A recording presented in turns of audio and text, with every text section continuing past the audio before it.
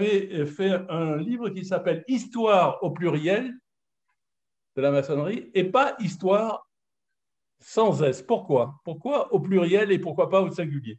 On met histoire au pluriel, comme ça sera des histoires sur la franc-maçonnerie et des histoires tous azimuts qui permettront de souligner ce que je crois être, moi, la véritable vocation de la franc-maçonnerie, bah, du moins chez nous. Hein.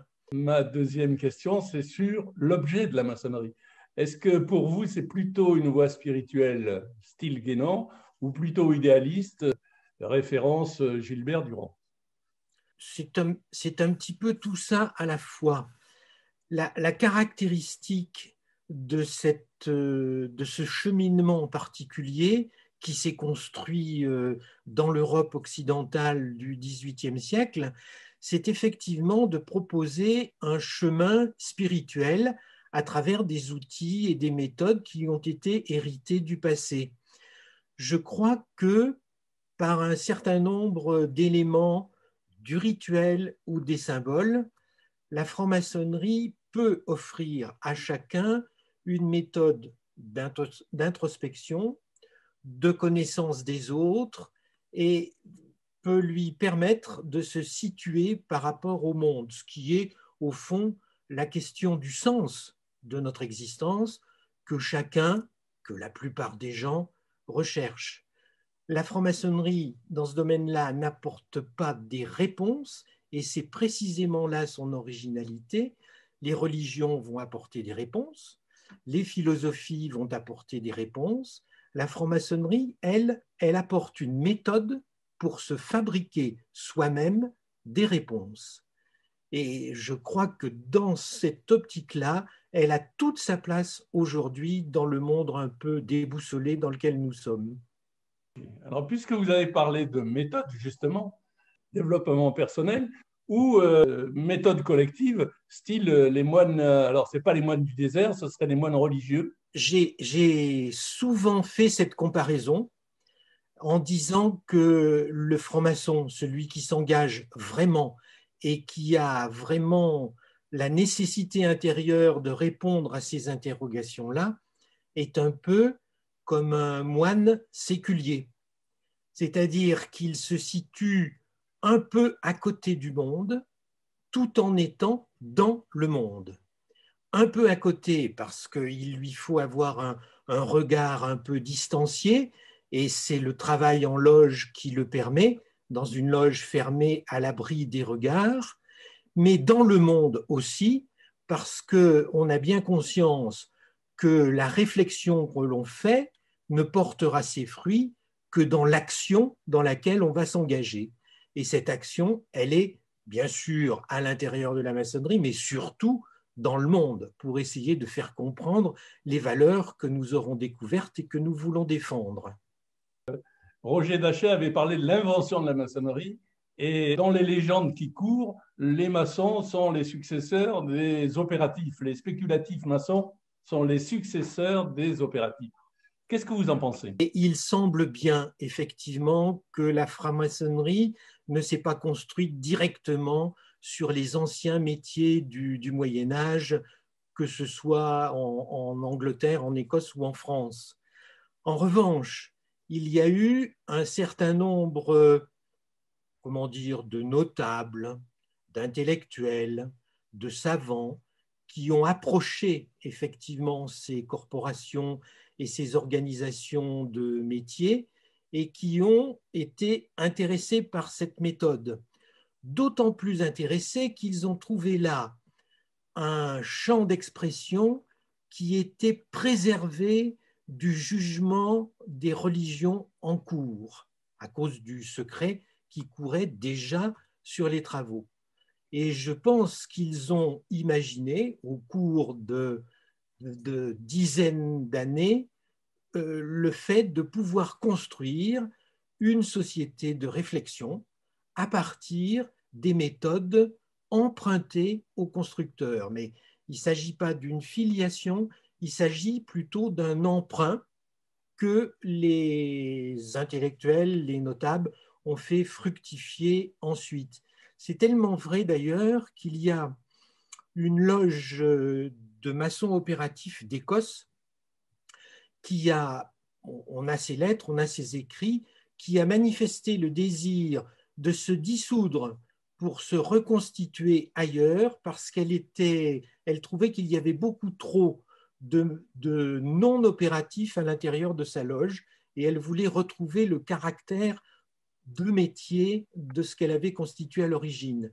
Alors, on voit bien par ce fait que les chemins se sont séparés à un moment donné totalement, mais très tôt. Hein. Les chemins des opératifs ont continué vers les corporations et puis le compagnonnage et les organisations de métiers, avec toute la solidarité que ça évoque, et la franc-maçonnerie, qui s'est constituée à partir de ce modèle, est allée vers des groupes de réflexion morale, philosophique, religieuse aussi. Si on prend l'image de la rivière qui a une source et qui se termine dans un lac ou dans l'océan, entre l'Écosse et la France, quel a été le rôle de l'Angleterre? Le rôle qu'elle a toujours eu, celui d'empêcher de tourner en rond, hein, celui de faire barrage, effectivement.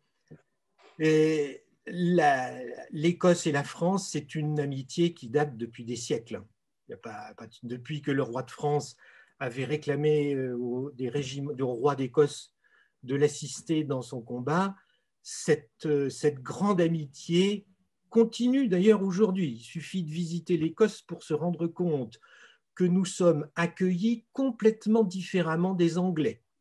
Donc, il y a une espèce de sympathie entre le royaume d'Écosse et le royaume de France, et très tôt, les premières loges que j'évoquais tout à l'heure, celles qui étaient construites sur le modèle des opératifs, ont essaimé au royaume de France avec les militaires qui sont venus dans la garde du roi.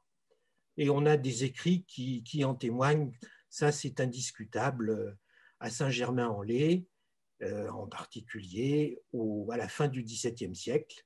Et puis il y a eu un soutien de la part du royaume de France envers la dynastie des Stuarts, jusqu'à ce que, effectivement, il ne soit plus possible d'envisager le retour des Stuarts sur le trône. On va envisager les peurs de la maçonnerie. L'Église a eu peur de la maçonnerie. Clément XII a fulminé une bulle interdisant la maçonnerie. Vichy a interdit la maçonnerie. Alors, est-ce que c'est toujours d'actualité et pourquoi? Au XVIIIe siècle, la franc-maçonnerie a pris un essor considérable dans le royaume de France. Il y avait des francs-maçons un peu partout, ils étaient même un peu brocardés dans les gazettes de l'époque. Et puis il y a eu la Troisième République. Et la Troisième République, qui a voulu entrer dans la franc-maçonnerie a voulu entrer dans l'action, effectivement. Elle l'a fait un peu maladroitement. Il y a eu quelques affaires malheureuses qui ont jeté l'opprobre sur des politiques qui étaient francs-maçons et qui n'ont pas tenu les engagements qu'ils avaient souscrits. Ça a fait beaucoup de mal.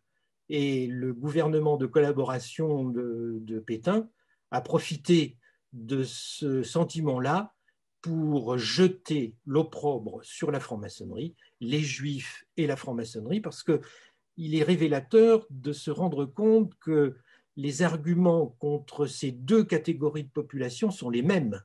Les juifs ont de l'argent et veulent diriger le monde, et les francs-maçons, ils n'ont peut-être pas d'argent, mais ils veulent aussi diriger le monde. C'est exactement ce qu'on trouve dans toutes les théories complotistes à l'heure actuelle. Alors, il faut sortir du bois, il faut dire ce que nous sommes, il faut l'expliquer, il faut convaincre, il n'y a pas d'autre moyen, mais nous vivons encore sous le coup des méfaits de cette propagande antimaçonnique qui a eu lieu dans les années 40. On va terminer sur les mythes et je vais vous poser une question taquine. On sait que beaucoup de religions s'appuient sur les mythes, les légendes. Est-ce que les mythes ne racontent pas des histoires dans le sens de on nous raconte des fables? Les mythes racontent l'histoire de l'humanité depuis ses débuts. Le malheur, c'est que les religions prennent les mythes pour une histoire réelle, une histoire factuelle. Et le catholicisme en particulier, avec l'intervention divine dans l'histoire des hommes, nie complètement à la fois la mythologie et le symbolisme. C'est de l'ordre du paganisme. Il y a une histoire, en ce sens, l'Église catholique est presque marxiste, puisque c'est une histoire qui se déroule, et ça, la franc-maçonnerie considère que ces histoires bibliques ou celles d'autres livres sont des mythes, mais des mythes qui permettent de comprendre les désirs et les fondements de l'humanité. C'est vraiment le mythe qui construit l'humanité. D'ailleurs, à l'origine, le logos, le verbe, l'action, la parole, ne s'appelait pas le logos.